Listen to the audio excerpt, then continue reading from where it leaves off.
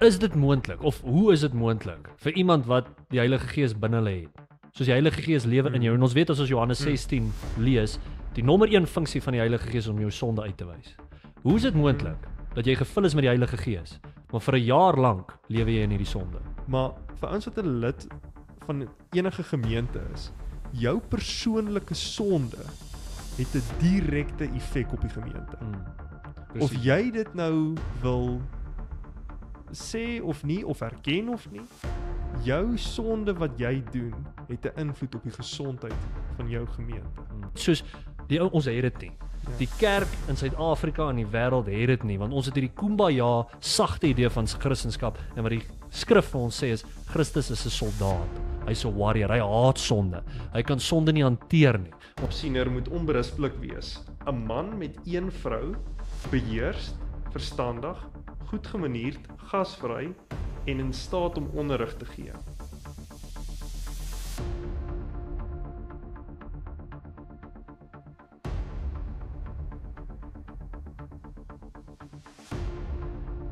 Okay, ek dink dit is belangrik as ons vanaand begin dat mense verstaan ons hart agter hierdie ding is om die kerk te stig. Ons hart agter hoekom ons hierdie program doen, hoekom ons hierdie YouTube channel gemaak het is ons sien ons misleiding in die wêreld en dis iets wat ons moet uitwys. As jy kanker in jou liggaam het, dan sny jy die kanker uit. En wat ons sien is, ons sien daar's 'n kanker in die kerk, ons sien daar's 'n kanker in die samelewing en ek persoonlik dink dit is onchristelik om nie dit te adres nie, om nie daaroor te praat nie, om nie dit in die lig te bring nie. En spesifiek vanaand gaan ons nou praat oor Ad Boshoff en CRC, maar hierdie gaan eintlik baie meer as net daaroor. Hierdie gaan eintlik meer oor 'n filosofie van bediening wat ons sien wat nie in die Bybel is nie. Hierdie gaan oor dat daar meer as net CRC, daar's baie kerke in hierdie land, in die wêreld wat 'n filosofie van bediening aangeneem het wat sê 'n pastoor kan sondig, hy kan in sonde lewe, hy kan teenoorgestelde van die woord wees, maar omdat hy hierdie kind van die Here is, moet ons hom beskerm en moet ons dit onderdruk en kan ons nie deel met die gemeente wat die pastoor gedoen het. So alhoewel ons praat oor Ad vanaand, alhoewel ons praat oor CRC, dink ek is belangrik dat mense verstaan hierdie gaan meer oor 'n filosofie van bediening. So ek wil vir jou vra, Meyer, is daar enigiets in die skrif wat vir ons sê ons moet hierdie doen? Is daar enigiets soos wat jy verstaan dat dit is dit 'n onbybelse ding vir ons om false teachers en false profete of mense wat in sonde is in die kerk en in 'n leierskapposisie staan uit te wys? Dankie Robbie, ek waardeer dat julle my vanaand hierso het. Dis vir my voorreg om hierso te wees. Ek dink van net vinnig die vorige podcast van julle wat ek gesien het, ek sal nou nie sê pot gooi nie eerder, maar van wat ek gesien het, wat ek van hou van julle benadering is, het begin selfs by die naam net deur die woord. En ek dink net om in die woord te bly, ek het so 'n goeie video van Justin Peters vandag gekyk, waar hy eintlik die ouens adresseer wat nou nuwejaars profetiese woorde kry van die Here. Jy sou sien dit is baie algemeen. Ja. En hoe hy elke keer sê, hy gaan ook soos hierdie ouens, jy weet, 'n woord gee vir sy gemeente en vir sy mense wat die Here vir hom gesê het. Maar en hy haal seker 20 goed aan, maar elke ding wat hy aanhaal wat hy sê die Here het vandag vir hom gesê, is goed wat hy uit skrif uit aanhaal. Yes, ja. En ek dink dit is so van toepassing op hierdie onderwerp en op daai spesifieke vraag. Ek dink daar's definitief 'n verantwoordelikheid op broers en susters in Christus om sekere dwalings in die gemeente uit te wys, in die kerk uit te wys soos wat ons dit sien. En ek dink tans sien ons dit baie oor see waar daar krities eintlik geëvalueer word oor wanneer ouens of wat ouens spreek, wat hulle sê. Maar ek dink in Suid-Afrika moet ons nog 'n bietjie opvang. Ek dink in die geval nou spesifiek van CRC en Ad Boshoff, ek dink wat jy daarso sien is daar's 'n sentrale figuur met verskriklik baie invloed. En daar's sekere vrae wat eintlik aan hulle as 'n gemeente moet gestel word met betrekking tot oorsig. Gegeewe dat 'n ou moet seker maak dat die ouens in amptsposisies jy weet in hulle integriteit bou.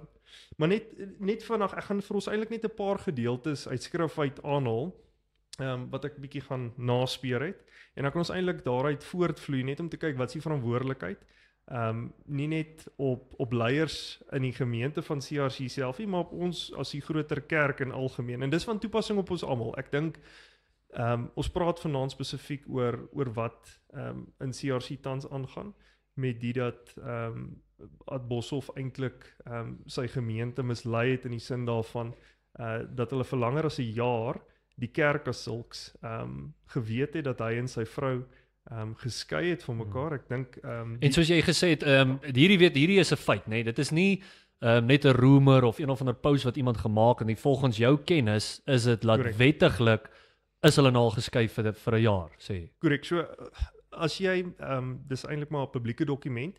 Jy kan op die internet gaan kyk. Daar's vele skakels. Die hofrol van Oktober 2024 in die Gautengse Hooggeregshof.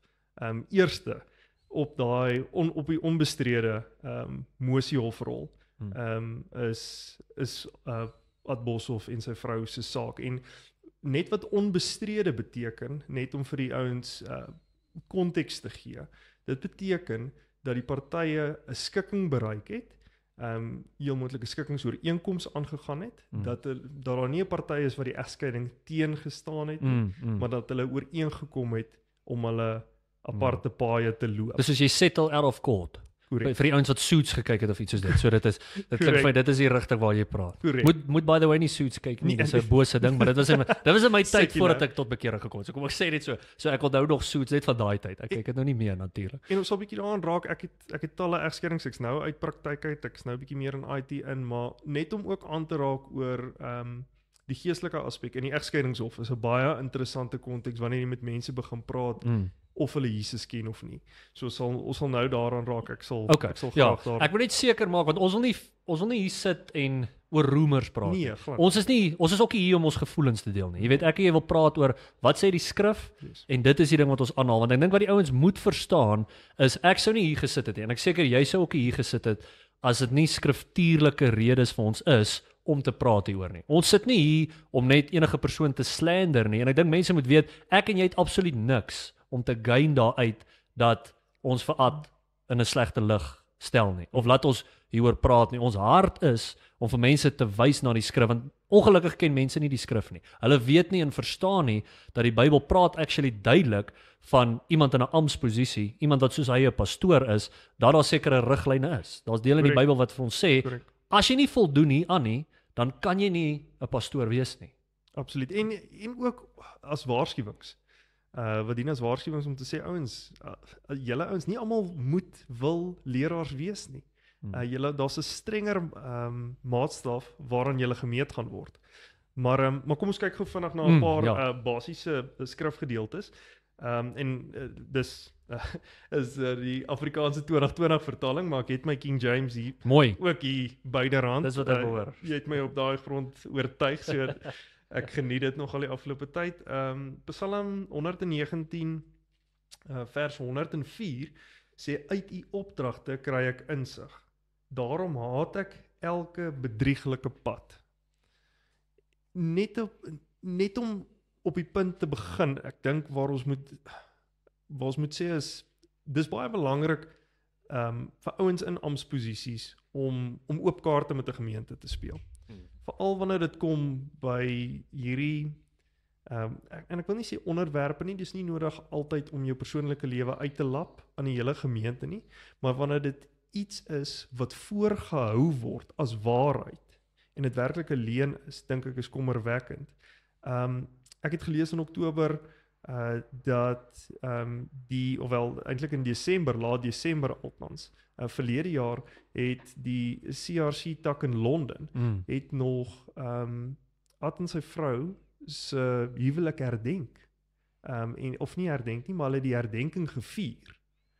En ek dink vir langer as 'n jaar het sy dit op 'n Twitter bio is, op sosiale media bios, waar verskillende takke reg oor die wêreld nog steeds die herdenking vier. Ek dink dis misleiding in itself. Ja. Verder Efesiërs 4 vers 25 sê Daarom vermy die leuen en praat elkeen die waarheid met sy naaste, want ons is lede van een liggaam. En ek dink dis belangrik om ook net onderskeid tref in terme van ons as 'n kerk. As ons sê ons is deel van die kerk van Christus, ons is een liggaam. En ek hou van wat jy gesê het, ons is nie hierso om af te breek. Ek en jy wen niks daardeur. Ja. Een van die grootste goed, jy is so sterk soos jou swakste skakel en dit sluit die kerk van Christus ook in. Ja, presies. En ons 'n verantwoordelikheid om mekaar eintlik op te beer, aan te moedig, maar ook uit te wys en reg te wys. Ouens sal dit baie keer verwar met veroordeling. En dis nie wat hierdie gedeelte sê nie. En ek dink wat belangrik is daar wat ouens moet verstaan is as hierdie goeders wat ons sê waar is, jy weet, en dit is skrif, dan moet iemand soos Ad, wanneer hy tereg gewys word, dankbaar wees. Dan moet hy gaan sit en sê, ek het dalk op 'n ongoddelike manier opgetree, kom ek maak dit reg. Hierdie hart of hierdie arrogantheid van hom te sê, hoe durf enigiemand my uithaal? Hoe durf enigiemand na my toe wys en sê ek mag nie hierdie goeders doen nie? Sien ons nêrens in skrif nie. Jy weet, ek sien nooit dat enigeen van die disippels, enigeen van die apostels, wanneer hulle uitgewys word dat hulle regtig iets verkeerd gedoen het, op hierdie manier reageer nie. So presies soos jy sê, ons hele punt hierso is 'n goddelike reaksie hierop is om uit te kom, te sê luister, hierdie is die situasie, hier is sonde. Ek gaan nou afstaan van hierdie posisie af, maar soos laasweek Sondag, ek dink klomp mense het gaan kyk, gaan hy iets sê in die preek. Ek het byvoorbeeld gaan kyk en hy het absoluut net stil gebly daaroor. Soos hierdie was nou die oomblik. So sê nou maar die hele ding is ook nie waar nie. Sê nou maar wat jy gesê het, hierdie aktekantoor of die Hooggeregshof of wat ook al was verkeerd en al hierdie goeie, dan ten minste sê dit vir jou gemeente en sê luister, hier was accusations, maar dis nie waar nie. Ek en Aretha is getroud, hier staan sy by my, jy weet, hier is ons, maar niks van dit is gesê nie. So ek dink die ouens wat in daai kerk is, moet dit sien en gebruik jou kop gou vir 5 minute en besef, maar hoekom het niks van dit gebeur nie. Ja. So. En ek dink ook in daai konteks, dit wys ook, en ek wil nie praat van kom ons praat maar van 'n kudde mentaliteit, 'n herd mentality. Wat vir my kommerwekkend is, en ek net aan die begin daaraan geraak, is die oorsig aspek.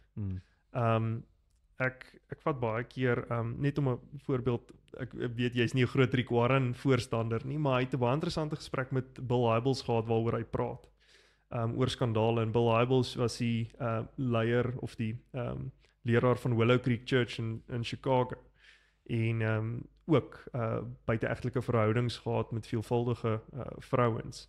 En Bill Hybels eintlik baie invloedryke boeke geskryf, ek dink A Walk Across the Room, baie evangelistiese boeke, en hy het groot invloed gehad. En Rick Warren het net opgeleid, hierdie ou begin saam met sy sekretaresse na konferensies toe gaan. Oepsie. En een van die goed wat Rick vir hom gewaarsku het oor, en net vir hom gesê het, Bill, I think you need guardrails. En hy sê toe vir hom, luister, Rick, I think you're going overboard. En Rick het 'n baie mooi ding gesê. Hy sê, of eintlik, sê, I rather go overboard than be thrown overboard. En ek dink, dis belangrik om seker te maak, Rick Warren baie eenvoudige ding wat hy altyd gesê het, hy klim nie in 'n huispak saam met 'n vrou wat nie sy vrou is nie. Ja. En ek dink dis 'n above approach. Ja, verseker. En dit is net soos jy kry nie vir jou 'n mooi sekretarisse nie. Dis soos die classic ding waarmee almal vou. Jy kry vir jou iemand van wie jy glad nie aangetrokke is. Harvey Specter. Ja, presies, ja. Maar kom ons gaan net bietjie na Jakobus toe, en dis eintlik waar ek wil aanraak, is net wat Ad moet ook besef is, daar's en wat vir my sleg is, Robbie, ek dink hy weet hierdie goed.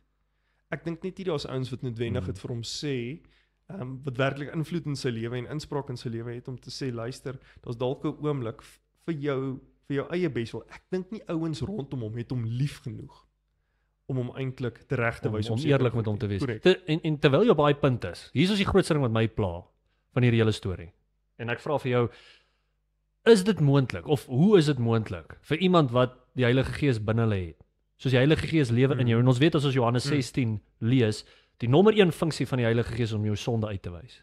Hoe is dit moontlik dat jy gevul is met die Heilige Gees, maar vir 'n jaar lank lewe jy in hierdie sonde.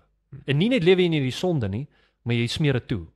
Jy smeer dit toe, jy lieg vir jou gemeente, jy's oneerlik teenoor jou gemeente oor hierdie ding en dit pla jou nie hoegenaamd nie. Die kans dat jy toe hierdie ding nou uitkom, het jy kans gehad om selfs te repent en iets te sê, maar nie. So wat ek vra en waarmee ek worstel en dink is, het jy dan die Heilige Gees? Hoe is dit moontlik dat die Heilige Gees in jou lewe? Hoor jy wat ek sê? Maar jy kan aangaan met hierdie skandaal vir so lank. Ja, en ek dink, verstaan, daar's 'n gedeelte en ek wil net seker maak dat ek die regte gedeelte kry op dit, maar dit kom daarop neer en ek dink ek sal gou vinnig kyk net as ek dit mis het, is dit Lukas 12 Ja, wat Jesus sê alles wat in die donker gedoen word sal in die lig kom. yes. En in hierdie geval ek dink daar's 'n geleentheid vir Ad om na vore te kom. Ek dink die geleentheid is nou, ek dink die geleentheid het verbygegaan nie, maar ek dink daar is 'n geleentheid om oop kaarte met sy gemeentelede te speel en ek wil sê ek dink hy's dit verskuldig aan sy gemeentelede. Ja. As ek dit nie mis het nie en ek kan verkeerd wees met my getalle, soos ek sê, alles is hier van die internet af. Ouens wat ons wil fact check kan mal gaan daaroor, maar jy weet CRC is geraamd om 120,000 lidmate te hê reg oor die wêreld. So die invloed vir die evangelie is ontsettend groot. Maar jy hoor wat ek sê, maar die vraag wat ek vir jou vra is, soos dink jy dit is moontlik, soos ek, of dink jy mense kan so die Heilige Gees onderdruk, laat dit jou nie pla nie? Want verstaan jy wat ek sê, my vraag is, ek weet, wanneer ek sonde doen, dan sê die Heilige Gees dit vir my. Verstaan jy, soos jou conscience en jou gewete pla jou so, dat jy sê, ek kan nie meer hierdie ding doen nie. So as ek vir jou 'n klein voorbeeld kan gee uit ons lewe, en is nou net 'n eenvoudige ding is, my vrou het toe sy het aansoek gedoen in 'n tyd wat ons finansiëel gesukkel het. Dit was laasweek, maar anyway. Maar in 'n tyd wat dit finansiëel nie great gegaan het nie. Het sy gesoek vir werk, sy het gesukkel om werk te kry, sy's 'n onderwyser en sy kry een van hierdie online teaching jobs. Okay? Sy kry die job, hulle sê okay, jy het dit en in hierdie job moes sy gesê het sy kom nie van Suid-Afrika af nie. So klein leen, nie 'n big deal nie. En in daai oomblik sê die Heilige Gees vir my, sy kan dit nie doen nie. Sê vir hulle, hoorie, ek kom van Suid-Afrika af, ek is nie bereid om te lieg oor dit, al kry jy nie die werk nie, is nog steeds, ons gaan nie toelaat dat die Satan enigiets van ons vat nie. Ons gaan nie lieg oor iets so klein soos dit nie. Maar my punt is, dit gaan nie oor dat ek nou spesiaal is of ietsie, maar met die Heilige Gees in my lewe, weet ek kan nie hierdie ding toelaat nie. Verstaan jy wat ek sê? Iemand wat wedergebore is met die Heilige Gees, gaan hom convict. Wat Johannes 16 sê vir ons, dis die hooffunksie. Dis nie hierdie funksie, soos jy nou gesê het, van sien in die toekoms, of profeteer, of al die ander goeters nie. Die hooffunksie is, wys jou sonde uit. So, verstaan jy, kan mens dit so reconcile? Ek dink is moeilik. Dis moeilik. Ek dink is baie moeilik om dit te vereenselwig met dat die Heilige Gees wel werkend is. Ja. Dat jy wel die Heilige Gees onderdruk. Ouens hou daarvan en is altyd 'n moeilike konsep, want as ons na Romeine 8 kyk, dan sê dat niks skei ons van die liefde van God nie. Maar as jy mooi gaan kyk na Romeine 8 althans, praat dit oor die seuns van God, en natuurlik is nou die vrouens ook ingesluit, maar die oorhoofse tema is daai seuns van God aspek. Die kinders, kom ons noem dit die kinders van God, want Romeine 8 vers 15 sê dat ons het 'n gees gekry wat uitroep Abba Vader. En ek dink dit raak moeilik, want ons sien duidelik in die Ou Testament. En in die Nuwe Testament, dit kom wys, anders was dit nie nodig vir Jesus om te kom nie. Sonde bring die skeiding tussen ons en God. Presies, ja. En ek dink daar's 'n geleentheid vir hom om reg te maak, om uit te kom.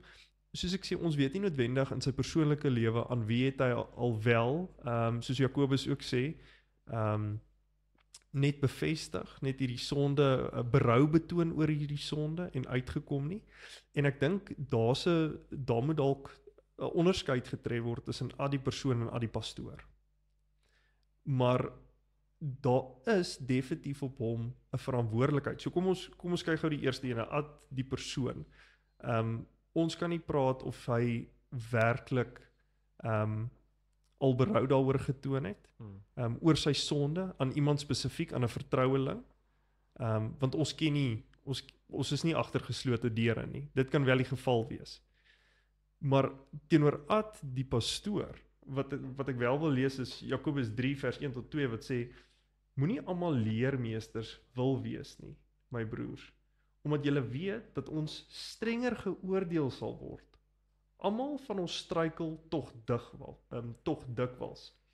As iemand nie met woorde struikel nie, is hy 'n volmaakte man en ook daartoe in staat om sy hele liggaam in toom te hou. En ek dink Jakobus is baie duidelik daaroor, daar's 'n strenger maatstaf teenoor herders. Presies, ja. En dit moet 'n shocking revelation wees. Want besef dan, dis nie wat my pla van baie van hierdie mega church ouens is, dit voel vir hulle geen vrees vir God nie. Nee. Soos as ek agter die pulpit staan, dan maak ek seker elke woord wat ek hier sê kom van die woord van God af. As ek enigsins wegtree van hierdie, sê die Bybel, ek gaan onder groter oordeel geplaas word. Dit moet vir jou vrees in jou ledemate ingee, om te dink van, klaar gaan God se oordeel so groot wees. As ons gaan lees in Openbaring, ons sal sien Openbaring 20, Openbaring 21 en die toren van die Here wat uitgestort word in hierdie middelste dele van Openbaring. Dis vreesaanjaend. En om te dink, jy as 'n pastoor het hierdie goeters oortree, jy gaan die hardste pak slaag kry van almal. Van enigiemand, meer as die moordenaar, meer as die pedofiel, meer as al hierdie ouens, sê hy, die pastoor wat valshede bring, gaan onder die grootste oordeel. Dit moet, as dit jou nie pla nie, vir dit is. En ek dink Job sê dit ook duidelik. Ek bedoel, Job sê luister ouens, wysheid begin met vrees vir die Here. Yes, presies, ja. En dit is 'n groot ding wat ons lacking sien in ons kultuur vandag. Die kerk preek nie oor die vrees van die Here nie. Die kerk verstaan nie die vrees van die Here nie en daarom lewe ons in hierdie losbandigheid. Daarom het die ouens kan hulle gemaklik in sonde lewe en nog gaan preek op Sondag. Ek het 'n preek nou van jou geluister en dit my eintlik bygebly nogal. Jy het 'n preek so 3 jaar terug gegee. En ek het dit eintlik gaan kyk, onwetend, nog voor jy my gevra het eintlik om hierso saam 'n gesprek te hê. Maar een ding wat jy vir my gesê het, en dit het vir my iets beteken. Ek weet nie of dit vir almal daar buite sou beteken het nie, maar basies, dis 'n ongemaklike onderwerp, maar ek dink is goed om aan dit te raak, want ek dink dit is tog aan vanaand se onderwerp met betrekking tot geheime sonde. Want hierdie is geheime sonde. As ons dit kan uitwys van 'n pastoor. Maar een ding wat jy gesê het is die oortuiging, en ek wil sê jy het dit dalk 'n bietjie met meer oortuiging gesê as wat ek dit sou sê, maar dit kom daarop neer dat wanneer daar sekere versteekte sondes in ons lewens is, het sy dit egbreek is, het sy dit pornografie is, het sy dit dwelms is, het sy dit drank is, ek wys nou al die grootes op, die weet daar's verskeie ander sondes. Het sy dit homoseksualiteit is, ek dink ons kan nie die lys van Paulus se goed, dronkaardskap, maar dat wanneer jy dan tot sterwe kom met daai sondes nog wel, is die kans is die kans daar sodat jy kom ek stel dit eerder so, jy is nie verseker van jou plek by Jesus nie. Jy kan nie met oortuiging sê as jy so 'n persoon geken het met daai tipe goed in sy lewe, dat daai persoon wel gered is nie. Dit weer eens die oordeel kom ons nie toe nie.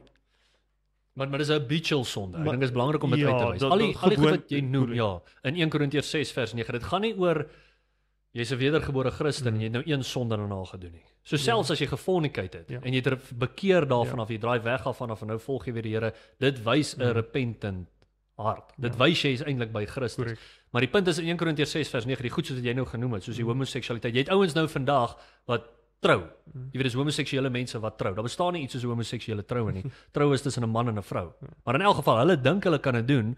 So die punt wat Paulus daar maak is hierdie ouens lewe in konstante sonde. En so 'n persoon kan nie wedergebore wees. Dis die punt wat ek vir jou maak. Dis die ding wat vir my pla, want die Heilige Gees sal jou oortuig. Sê nou maar jy's in hierdie homoseksuele verhouding. Wat die Heilige Gees gaan doen, lees Johannes 16. Dan die eerste ding wat hy gaan doen is hy gaan die wêreld reproof van hulle sonde. Hy gaan jou sonde uitwys en hy gaan sê draai weg van hierdie ding af. So dit is my ding. Jy het nie die Heilige Gees as jy kan sondig. Week soos jy sê, jy's 'n konstante fornicator. Jy verneek jou vrou dag na dag. Jy lewe daarin. Jy bekeer nie daarvan nie. Dan presies soos jy nou gesê het, daai persoon kan ek nie sien uit die skrif wat hy gered is. En ek dink as 'n mens die maatstaf daarvoor moet toepas met betrekking tot versetting teen God en versetting teen God se opdragte. Ja.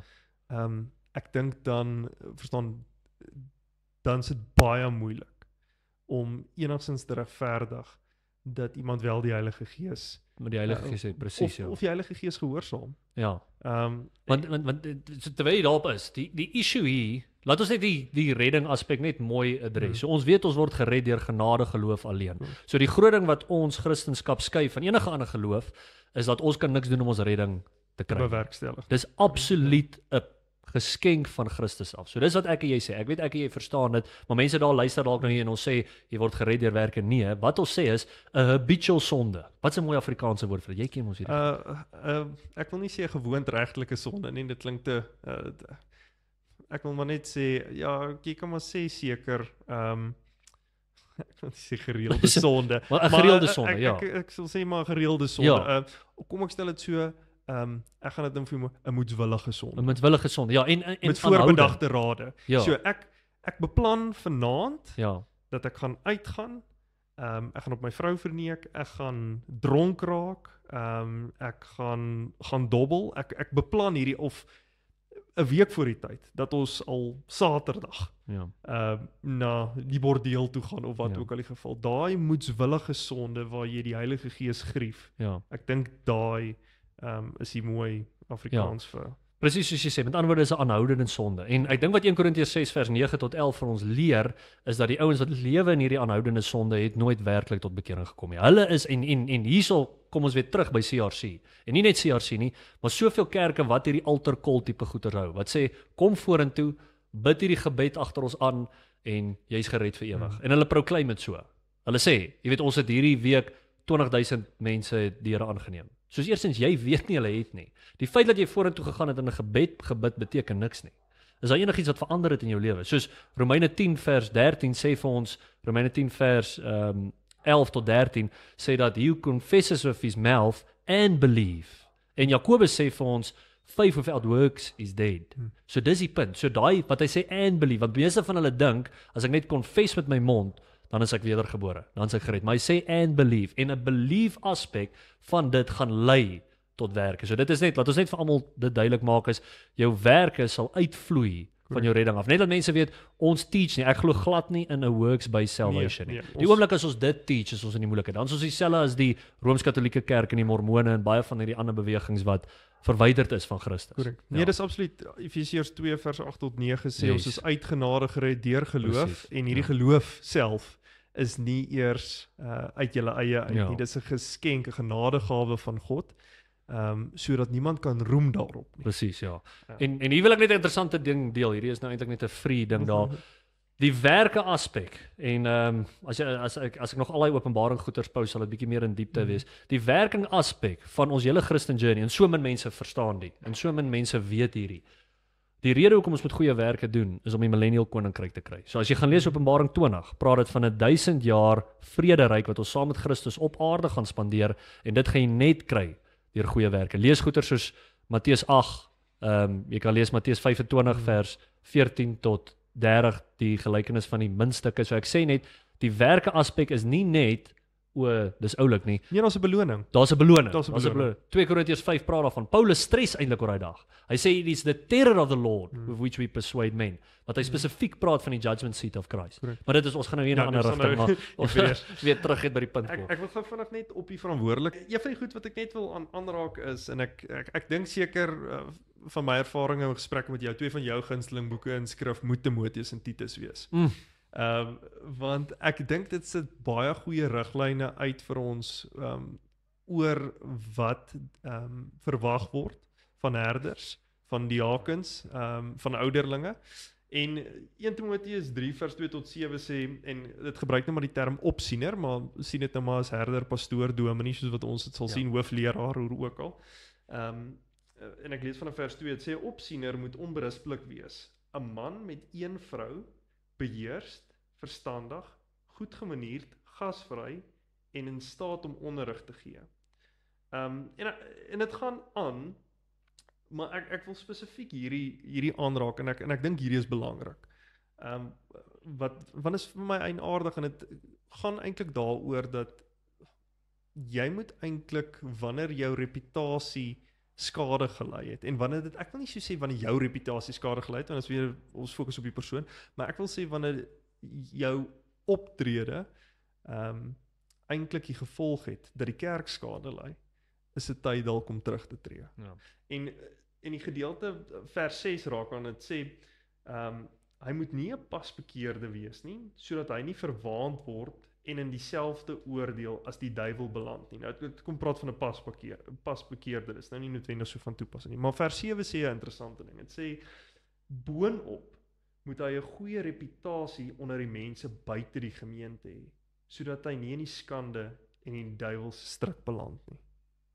En ek dink as ons daai maatstaf gebruik, ten minste vir doeleindes om in die amp te bly as herder, is ad ongelukkig gediskwalifiseer. Ja. Net gegrond op die reputasie aspek. En daar kan ons kan sensasie najag, ons kan baie goed najag, maar net dit wat daar buite is, buite die gemeente, sit mense af om na Christus toe te kom. Ja. Dis die net resultaat, soos jy ook tereg sê, mense kan sê, jy het 15,000 mense by 'n Harvestfees gelei na die Here. Jy kan dit sê en jy kan dit vereis, een van CRC se groot goed, en jy kan kyk van hulle stigting af is, win the lost at any cost. En ek dink wat goed is natuurlik. Wat nie 'n issue is nie, en op sigself, dis 'n goeie ding. Ja. My vraag is net, 'n herder se verantwoordelikheid is nie net om iemand tot bekering te lei nie, maar is om eintlik geestelike versorging te gee vir die skape. Kyk na my skape. Ek dink die opdrag wat Jesus gesê het oor kyk na my skape, 3 keer. Ja. Word dit herhaal deur Jesus aan Petrus. Ja, met dit dink ek altyd, en is kerke soos die wat ek altyd aan dink, Spurgeon het reeds gesê, in plaas van dat ons die skape voed, instead of we feeding the sheep, we're entertaining the goats. Ja. Met ander woorde, ons het kerk so gemaak oor die ongelowiges, dat die skape nie gevoed word. En jy het bietjie nou geraak aan die hele konsep van justification teenoor sanctification. So die justification deel wat hulle hier doen is die plek om gered te word. Jy's gejustify in Christus, hulle try ouens daar kry. Maar daar's baie min sanctification wat gebeur. Daar's baie min prediking, soos jy nou sê, wat gaan oor heiligmaking en om mense te stig in die woord, die skape te voed en te sê, maar luister, hierdie is die manier hoe ons moet lewe. Hierdie is die manier wat ons moet optree. En soos jy sê, kerk gaan soveel meer as net die evangeliserende deel. Maar op dit dink ek is baie versigtig om te sê die manier wat hulle evangeliseer is regtig hoe dit effektief kan gebeur, of soos wat die Bybel dit sê, want ek het nog nie al hulle maniere gekyk van hoe hulle altarkol hou nie, maar ek kan nie onthou van 'n keer wat hulle begin by die plek om te sê jy's 'n sondaar en jy verdien om hel toe te gaan vir ewig nie. Ek sê met jou saam. As jy nie dit sê nie, dan mis jy die helfte van die evangelie. En ouens wat nie bereid is om dit te sê nie, ek sal dit reguit sê, jy het die helfte van die evangelie. Jy het nie die negatiewe deel. Hulle wil altyd net die positiewe deel highlight. Kom na Christus toe, al jou probleme gaan opgelos word. Jy gaan nie meer issues hê nie, terwyl waarvan jy gered word is jou sonde. En ons is almal sondig. As jy Romeine 3 gaan lees, dan sê hy all have sinned and fallen short of the glory of God. En ek sien nie dit altyd gepreek word nie. En daar is geen bekeringsboodskap sonder daai deel nie. Want mense, van wat moet ek gered word? Dis soos ouens wat in 'n vliegtuig ry en die vliegtuig is besig om te val. En jy sê vir die ou trek jou parachute aan. En hy sê van nee man, hierdie is cool. Kyk hoe lekker is die wind in my hare. En jy try hom ooreed van kyk die lekker video's wat ons kyk hier op die ding. Hy gaan nie sy parachute aantrek nie, maar as jy vir hom sê luister jy gaan val en jy gaan dood wees. Dis waarvan hy vir die parachute kry. Jy moet die negatiewe kant van hierdie bespreek. En dan as jy die negatiewe kant verstaan, het die positiewe deel soveel groter impak. Is die positiewe deel soveel meer sinvol, want en dis wat die skrif vir ons sê, dis wat die skrif vir ons leer. Maar ek dink ons moet net gou praat oor hierdie een ding. Want ek dink baie ouens gaan na Matteus 18 toe en vir ons sê, luister hierdie is eintlik 'n private saak en ons moet hierdie in die privaat hanteer. Maar ek dink net 'n skrifgedeelte soos 1 Timoteus 5 vers 19 sê vir ons presies die teenoorgestelde. Dit sê vers 19 en 20. Against an elder receive not an accusation, but before 2 or 3 witnesses. And dan sê, them that sin rebuke before all, that others also may fear. So sê, wanneer daar sonde is, en hy praat spesifiek van 'n ouderling hierso, rebuke before all. Almal moet hierdie hoor. Voor almal moet dit uitgelig word dat hier is sonde, en dan sal hulle ook, wat sal hulle doen? Hulle sal God vrees. Maar sê jy, ek dink ons as Christene is so 'n ding van enige negatiewe emosie wat jy kan hê, kan nie van die Here afkom nie. Ja. En ek dink, verstaan, dis 'n vraag vir my aan die ouderlinge van CRC. Oorsigtelik. Ek dink hierdie storie het uitgekom 21 Desember 2025. As ek dit nie mis het nie, so ons is nou al wat vandag is, vandag die 5de. So ons het nou al so tussen amper 2 weke.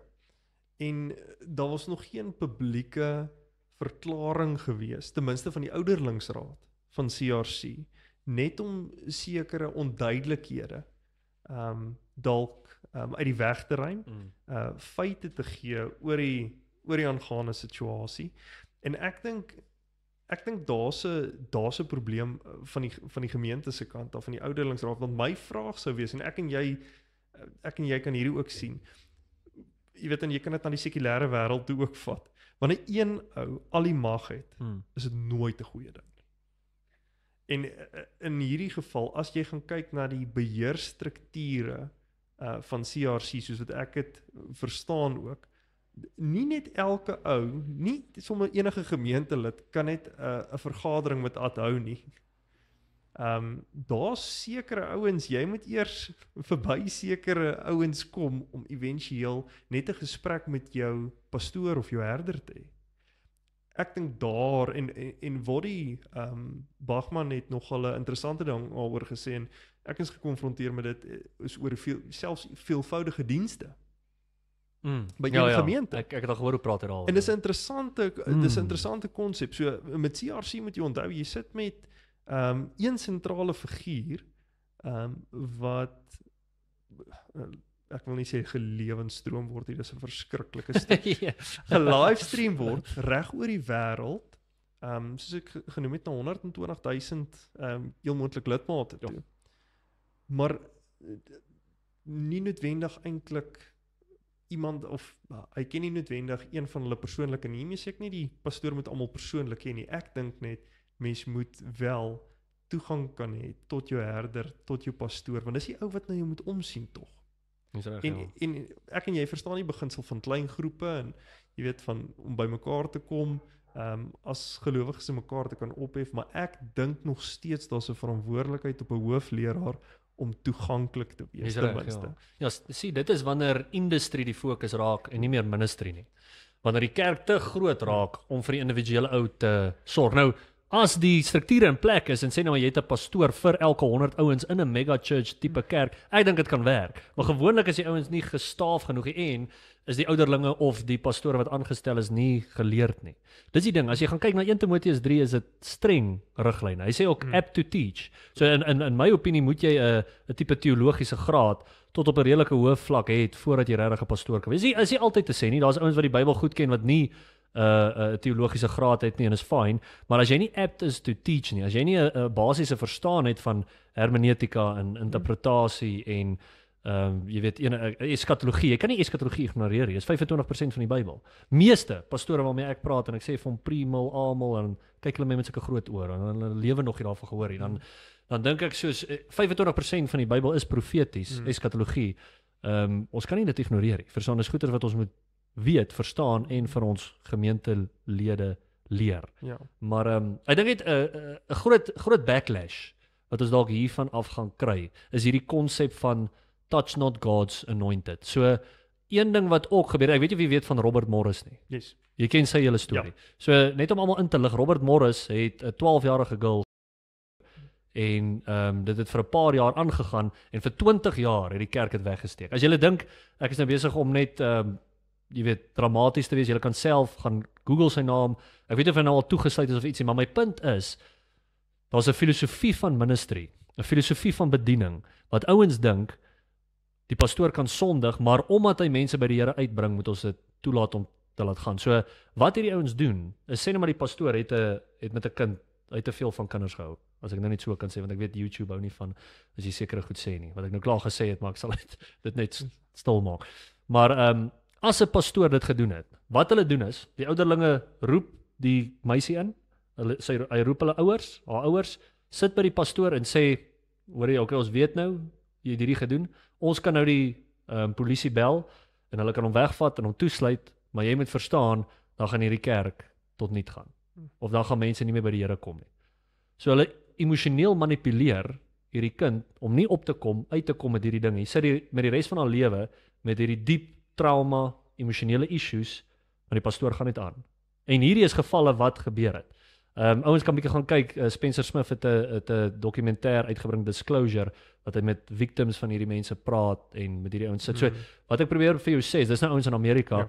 Hierdie is 'n ware probleem. Nou CRC se goed is nie tot hierdie vlak nie. Ek gebruik dit net as 'n voorbeeld om vir mense te sê cover up culture in ons kerke is oralste daar.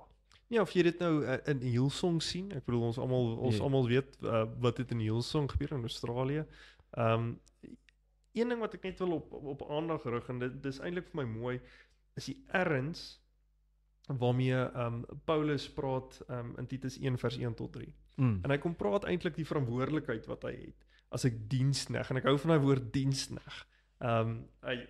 Hy's in bediening vir Christus, maar hoor net die erns waarmee hy eintlik praat en eintlik hierso skryf, en dit raak ook aan die waarheid aspek, maar ook soos jy nou vroeër gesê het, ek dink voor ons begin het, ek sal eerder sê aan 'n eienskap van God, 'n attribuut van God.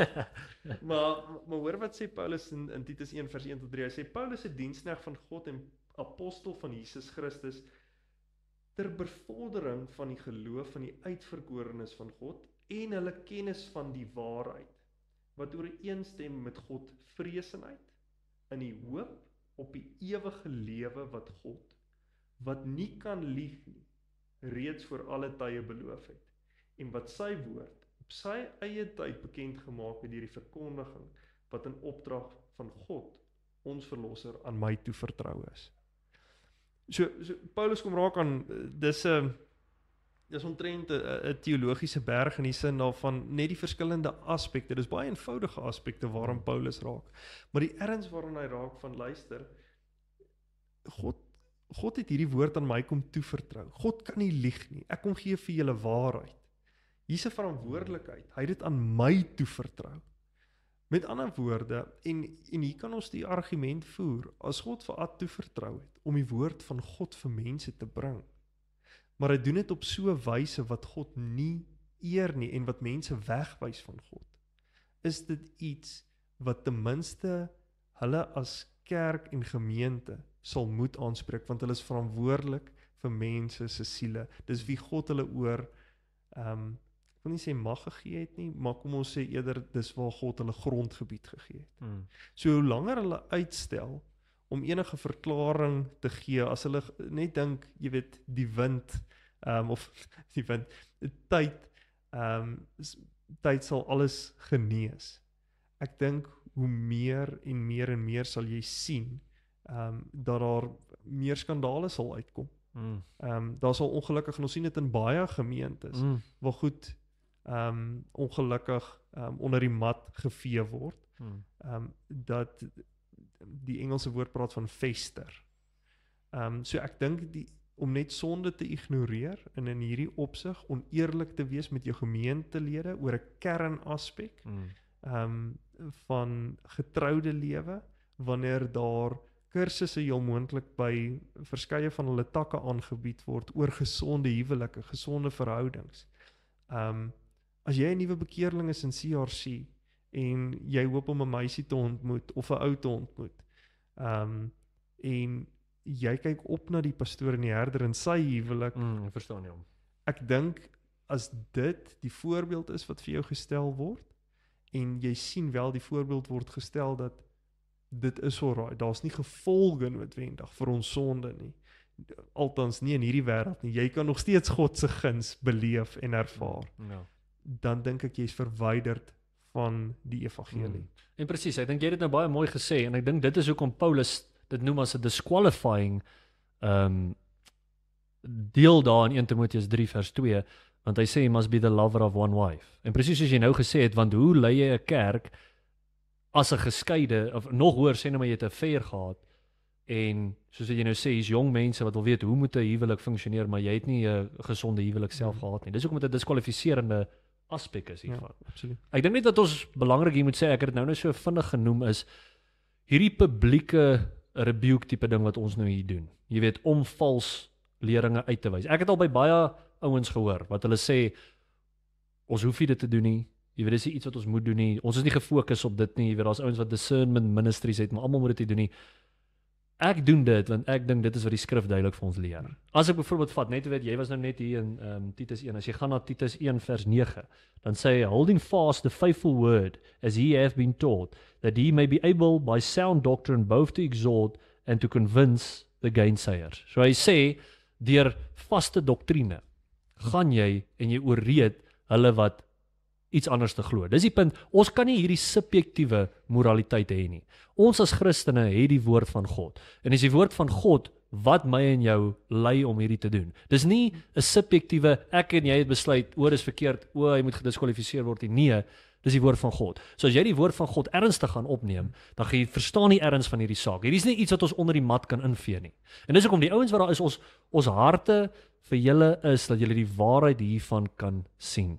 En die belangrikste karaktereienskap van 'n leier is sy integriteit. Dis die ding. So dit gaan nie oor hoe goed kan jy praat nie. Dit gaan nie oor hoe goed kan jy mense hanteer nie. As jy nie integriteit het nie, is jy 'n swak leier. En ons moet gaan dink en gaan sit en sê Christus, Paulus, wat sou daai ouens gedoen het as hierdie situasie gebeur het en hulle loop in CRC in? Soos wat dink jy sou Christus se reaksie gewees het as hy nou Sondag in die kerk was, ingeloop het en sien wat daar aangaan? En ek dink daai verstaan ek gee krediet vir jou en Norman en dit het julle nog elke keer gesê is die hart van hierdie tipe gesprekke is nog elke keer vir ouens om weg te draai van hulle sonde om ongemaklik daaroor te voel en eintlik net weer in regte verhouding met God te wees. Ja. En ek dink dis mooi. Ek dink want dis tog die hart daarvan hoe tree ons kan soos die wêreld optree. Ja. En ons kan ouens sleg sê en ons kan ouens ons kyk mos nou na Amerikaanse politiek en kommentators op Amerikaanse politici. En jy kan basies in Amerika kan jy enigiets sê vir iemand. Jy spot nou laas van sy naam. Jy kan sê iemand het 'n krom neus of hy het geen hare of wat ook al die geval mag wees. Jy kan persoonlik raak en hierdie is nooit om persoonlik te raak nie. Nee. Die effek net daarvan wat mens moet besef as lid van 'n gemeente. En jy het nou die kanker metafoor eintlik gebruik. Maar as lid van 'n gemeente, dit sluit 'n herder in, nog meer, dit's jy weet tot in 'n groot mate. Jou sonde en ek wil dit dalk vir elke ou sê wat 'n lid van 'n gemeente is en wat die liggaam van Christus is. Hierdie is vir ouens wat wedergebore Christene is, so dis nie vir ouens wat nog nie vir Jesus aanvaar is nie, vir hulle kan dalk stop hierso. Maar vir ouens wat 'n lid van enige gemeente is, jou persoonlike sonde het 'n direkte effek op die gemeente. Of jy dit nou wil sê of nie, of erken of nie, jou sonde wat jy doen, het 'n invloed op die gesondheid van jou gemeente. En ek wil Paulus skryf so mooi en hy sê vir Timoteus hierso. En dis nie 'n waarskuwing nie, dis eintlik maar meer net om hom in die regte ligting te lei. Hy sê in 2 Timoteus 2 vers 15, dan sê lê jou daarop toe om jou voor God te stel as iemand wat die toets deurstaan het, as 'n arbeider wat hom nie hoef te skaam nie, wat met die woord van die waarheid die reguit pad aandui. En ek dink dis vir my so mooi. Wees 'n arbeider vir God wat die waarheid vir ouens, die reguit pad vir ouens kom aandui, waaroor jy jouself nie hoef te skaam nie. Ja. So met dit alles in gedagte, soos ek gesê het, soos wat dink jy in jou Christology, verstaan, soos wat ons verstaan wie Christus is. As hy in 'n kerk stap met hierdie, ek praat van hier soos hy nou, 2026, waar is ons nou? 2026, hy loop in die kerk, nou Sondag. Hierdie goed is nie geadres nie. Hoe dink jy sal sy reaksie wees? Wat dink jy sou hy gedoen het?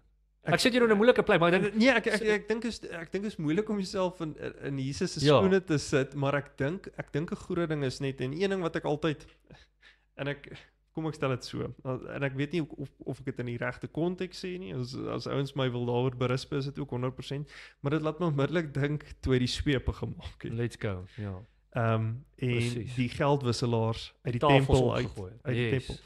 So een ding waarmee ek en jy sal saamstem is jy mors nie met die toring van God nie. En dis waar God se vreesenheid, 'n vrees vir God, 'n gesonde vrees vir God inkom.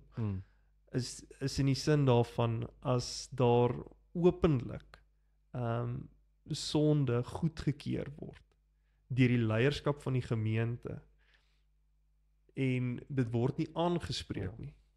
Ek dink dan sit jy wel met 'n geldwisselaar. Ja. Ehm Dan gooi jy die tafels om. dan gooi jy die So tafels dis om presies te wat ek val. wil. Dis presies die punt Ja. wat ek wil maak. Ek dink Christus was Sondag in CRC loop en ek kan nie enigiets anders uitskrif uitdink wat 'n ander reaksie hy sal hê nie. Maar hierdie probleem kom uit 'n verwronge Christology. Uit die manier wat ons na Christus kyk. Het ons ongelukkig Christus sag gemaak en hy's hierdie ou met die lang hare en hy sit by die skapie en hy vryf die skapie. Lees bietjie soos Lukas 12. Hy sê hy het gekom met 'n swaard. Hy het nie gekom om peace on earth te bring nie. Lees Lukas 12, dis wat daar staan. He came not to bring peace on earth but a sword. So dis die ding, Christus is baie meer soos 'n warrior tipe figuur. Ja, ek bedoel as jy gaan kyk na Openbaring 1 waar ons eintlik die enigste beskrywing kry van enige gelaat van Jesus. Waar Johannes in vrees eintlik val. Dis 'n angswekkende beeld. Enigiemand wat wil gaan kyk, gaan lees Openbaring 1 en gaan kyk hoe Jesus beskryf word, die angswekkende beeld en wat ouens, ek bedoel jy met jou eskatologie sal ook weet, wanneer Jesus weer terugkom, my maat, hy kom om die wêreld te oordeel. Hy kom om met sonde af te reken. Sonde word nog verdra in hierdie wêreld, maar daar gaan 'n rekenskap tydperk kom. Ja, ek kan nie nou dat jy dit genoem het, ek kan nie dit ignoreer. Ons moet dit wil ek uit die skrif uitlees sodat ouens kan sien soos hierdie is die Christus wat ek aanbid. Hierdie is die Christus van die Bybel en dit is Openbaring 19. Ek sal begin lees by vers 11. And I saw heaven opened, and behold a white horse, and he that sat upon him was called Faithful and True, and in righteousness he doth judge and make war. His eyes were as a flame of fire, and on his head were many crowns, and he had a name written that no man knew but he himself. And he was clothed with a vesture dipped in blood, and his name is called the Word of God.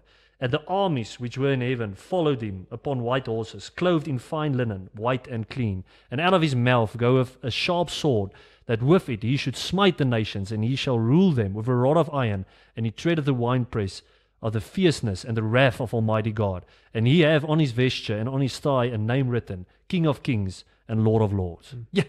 Maar ek kry hoendervleis, soos ek hier sit as ek dit lees. En dan dink ek net soos, ons het dit nie.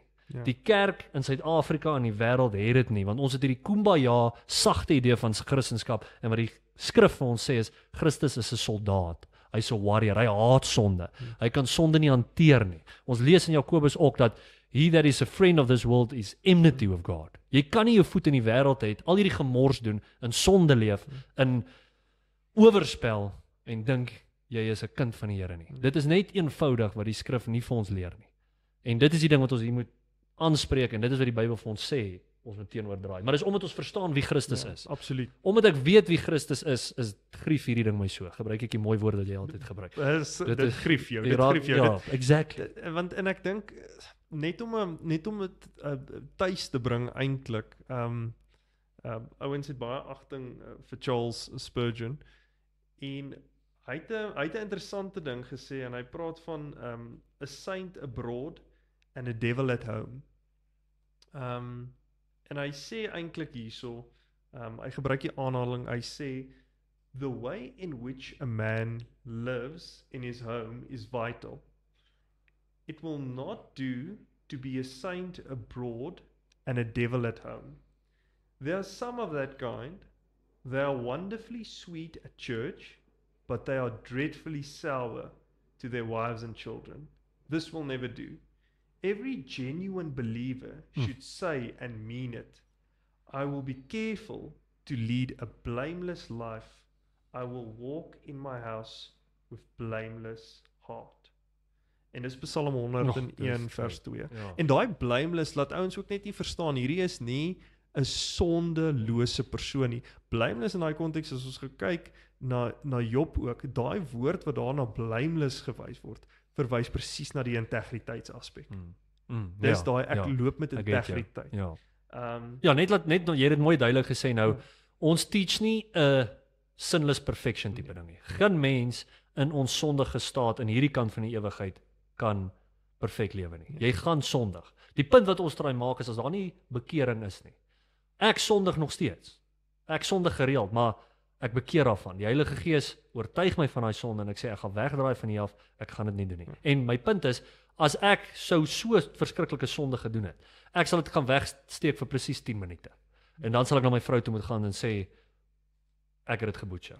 Jy weet, ek het hierdie verskriklike ding gedoen. En dis die ding om hierdie ding so saam te dra, soos jy nou sê, sien ons is totaal en al vervreemd van skrif. En met dit wil ek ook hier lees in Efesiërs 5 vers 11. Kyk hoe mooi sê dit oor hoe om valshede uit te wys. Dit sê, and have no fellowship with the unfruitful works of darkness, but rather reprove them.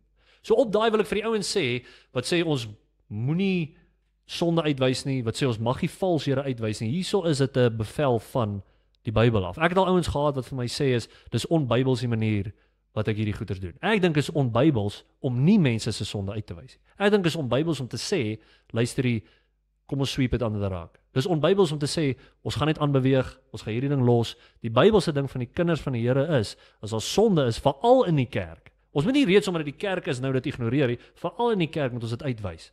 Want dit is 'n bevel van die Here. Ek wil vir jou sê, as jy nie bereid is om dit te doen nie, is jy nie besig om te volg wat die woord van God vir ons sê nie. Ja, en ek dink soos verstaan in ons gemeente, ek dink Pieter het 'n mooi benadering daarop. Ek dink daar sekere wyses en dalk mag ek en jy van mekaar verskil, maar ek dink nie noodwendig 'n public name and shame van elke persoon en van elke persoon se sonde nie, maar ek dink in hierdie konteks en spesifiek nou vanaand waar ons praat oor 'n herder en oor leier en jy het Robert Morris en ek het Bill Hybels genoem en so. Ek dink net daai tipe goed moet definitief in die openbaar aangespreek word. En ek dink die feit dat dit geïgnoreer word, soos in hierdie geval, heel moontlik probeer was dit, hulle het probeer om dit so stil as moontlik te hou, en ek dink dit kom neer op, ek dink een persoon het die brand van die gemeente geword. Dis reg. Ek dink nie meer dit was 'n, as ons sê, to win the lost at any cost, was die koste aksesiel dan gewees. Want as ons sê ons wil ouens aanhou wen vir Christus, so ons gaan die sonde van die pastoor, van die herder gaan ons stilhou. Was dit die koste gewees om dit te versteek? Want dis nie 'n koste wat ek dink hulle moet betaal nie. Die koste kan nie sonde wees. Die ons kan nie sondig. Jy kan nie iemand aan die helse vuur toestaan en sê maar ons het ten minste 1 miljoen ouens gered. Presies, ek stem heeltemal saam. Ek dink nie dis 'n regverdiging. Public name and shame. Ek sal wel sê as dit 'n publieke sonde is, moet dit publiek uitgewys word. Ja, dit sal my, want reeds wat daai deel in Timoteus sê is dat dit maak dat die ander vrees. Veral in 'n pastoorsrol. So ek dink dis die punt. So ek dink Matteus 18 waar jy gaan 'n broer het in jou gesondig. Hier's ons 2 broers in die kerk. Hierdie ou se trekker gesteel. Ja. Dan gaan jy eers na jou broer en sê luister, gee my trekker terug. Nee, ek wil nie. Nou vat jy jou chom saam. Sê luister, hier's ons nog 'n ou in die kerk. Jy het my trekker gesteel, nee, ek wil nie. Nou gaan jy publiek en nou sê jy voor almal, luister, hierdie ou het my trekker gesteel. Hy wil dit nie teruggee nie en nou moet dit. So verstaan jy wat ek sê? Daar is 'n plek vir publieke shame. Ja. En ek dink die skrif is duidelik daaroor. Ek stem saam met jou, jy gaan dit nie met elke klein ding doen nie, maar nadat jy hierdie proses van Matteus 18 gevolg het, dink ek die Bybelse ding is om dit te doen. Die ding is, ons is vervreemd van kerkdissipline. Ek dink so. Lees soos byvoorbeeld 1 Korintiërs 5. Jy ken seker die storie van 1 Korintiërs 5 wat Paulus skryf en hy praat van hierdie ou wat by sy stiefma, saam met sy stiefma geslaap het. Gaan kyk wat het hulle gedoen met hom. Het hulle sy handjie vasgehou? Nee, hulle het hom uit die kerk uitgeskop. Want hulle weet die een suurdeeg, hulle het hom aan die duiwel oorgelaat. En ek dink ek hou daarvan een pastoor sê, hy sê ouens, wees nou net stadig, is nou nie elke dag dat ons ou in die duiwel gaan doen, maar net om die erns daarvan aan te sê is, Paulus sê daarso, ons sê hom vir die duiwel, sodat sy liggaam gestraf kan word met die hoop dat hy wel tot inkeer en redding kom. En daai ou is later. En wat het ons oor gesê? Ons hoop is dat iemand soos Ad tot inkering kom. Ons hoop is dat iemand soos Robert Morris ons punt is nie, sê almal sleg, gaan huis toe en gaan slaap met 'n gerusde hart. Dan was dit nutteloos. Dan mors ons tyd. Ons sê hierdie goeters, sodat mense die waarheid kan sien, tot inkeer kan kom en by Christus waarlik uitkom. En ek en jy moet dit nog steeds elke dag doen. Ons sit nie hier hoogheilig, sê ons is sonder sonde nie, inteendeel, weet ons moet nog steeds bekeer. En ek sê ook, mense moet versigtig wees vir hierdie goed. Jy moet nooit op 'n plek kom om te dink, hierdie ding kan nie met jou gebeur nie. Veral as jy 'n mooi sekretaresse aanstel, dan moet jy veral versigtig wees, maar wat ek het probeer sê is, hou jouself weg van hierdie sondes af. En hierdie is ook, ons elke een het 'n spesifieke sonde wat vir ons moeiliker is om te oorkom. So vir party ouens sal dit wees sê net maar geld en fame, vir party ouens is dit dalk drank, vir party ouens is dit fornication, lust, hierdie tipe goeders. As jy weet dit is jou ding, bly weg van daai goeders af. Delete jou Instagram as jy nie deur daai goeders kan fliek en as weer 'n girl in 'n bikini of so. As jy sukkel met drank, jy kan nie na 'n klub toe gaan nie. Jy kan nie na 'n bar, jy moet dit nie as 'n Christen doen nie. Maar jy kan nie saam met mense kuier wat drank drink nie. Verstaan dit? Dis 'n opoffering wat jy moet maak. As jy wil jou alkoholisme probleem oplos, kan jy nie naby ouens gaan nie. Jy kan nie gaan sit en nog 'n bier drink op die naby. Nee, dis klaar. Ja, so koste om Christus te volg. Yes, en precies, hy sê gaan meer daai koste. Gaan kyk wat gaan kos dit vir jou. Ja. Ek dink eintlik daar's ook 'n mooi gedeelte 2 Timoteus en dit gaan so bietjie verder af en dit begin hierso van 2 Timoteus 2 vanaf vers 22 en dit sê vlug weg van die begeertes van die jeug en streef saam met diegene wat die Here met 'n rein hart aanroep na regverdigheid, geloof, liefde en vrede. Maar vermy die dwaase en afbreekende twisgesprekke omdat jy weet dat dit aanleiding gee tot rusie.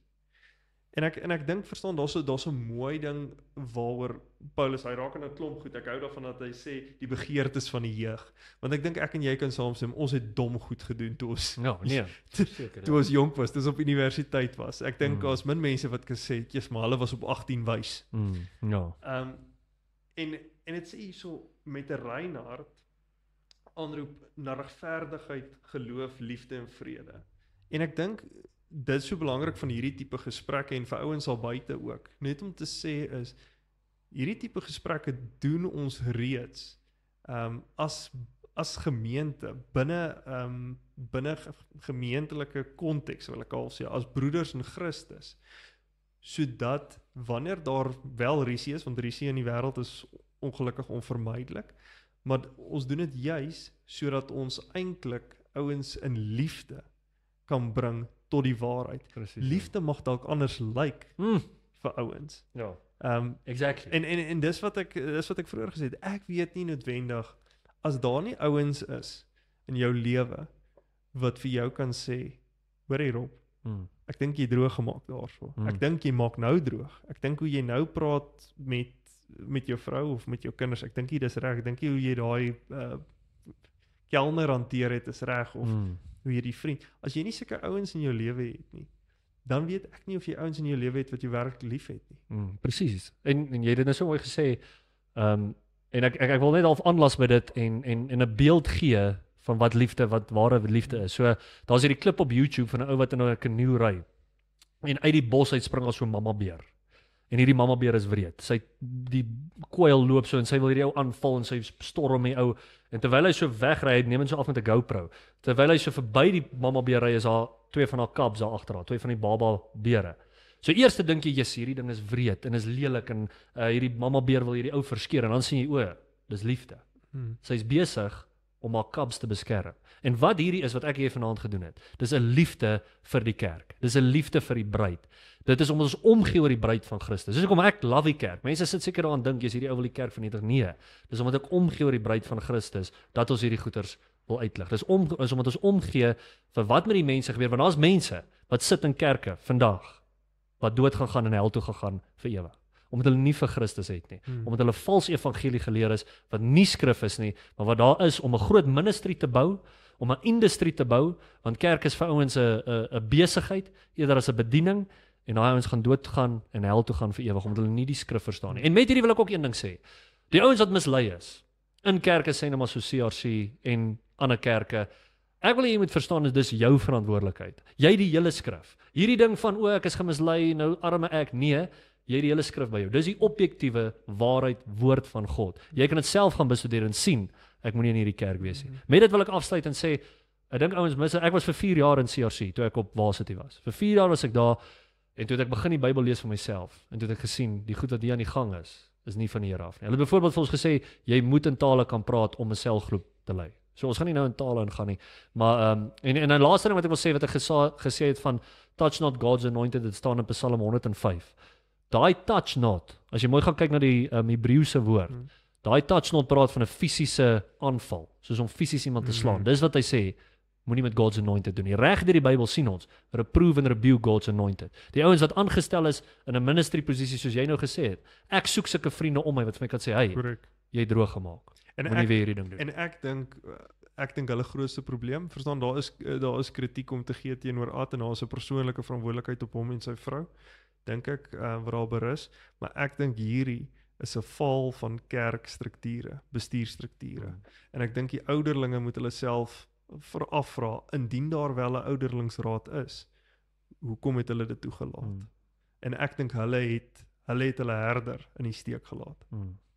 Great. Meyer, maar baie dankie. Hierdie was awesome. Skitterend. Ek het dit geniet. Ek sal hierdie doen vir nog 3 ure. Dit is baie Maar lekker. ek dink ons sal hier stop. Ek weet nie of jy 'n laaste ding vir ons wil deel nie. Nee, ek dink die enigste ding dalk van my kant, ek wil dalk afsluit met Efesiërs 4 vers 1 tot 2 soos jy ook sê, mens sluit af altyd op 'n 'n liefdevolle op 'n goeie, op 'n Ja, liefdevolle. eindig vir ons noot. bietjie Dis mooi. positief man. Come on.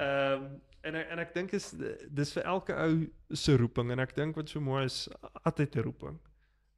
Elke ou in CRC het 'n roeping. Jy het 'n roeping, ek het 'n roeping. En ek dink weer eens ons is vanaand baie aan Pauline theology, maar ek's mal oor Paulus, altyd al die jare gesukkel om met Paulus, maar ek het eintlik geleer om lief te raak vir sy briewe en hy skryf in Efesiërs 4 vers 1 tot 2 skryf hy so mooi en hy praat van die tipe lewe wat ons moet leef. En hy sê, I urge you to live a life worthy of the calling you have received. Be completely humble and gentle. Be patient, bearing with one another in love. En ek dink ons almal kan bietjie meer doen met bietjie meer geduld en nederigheid. Prys die Here. Amen.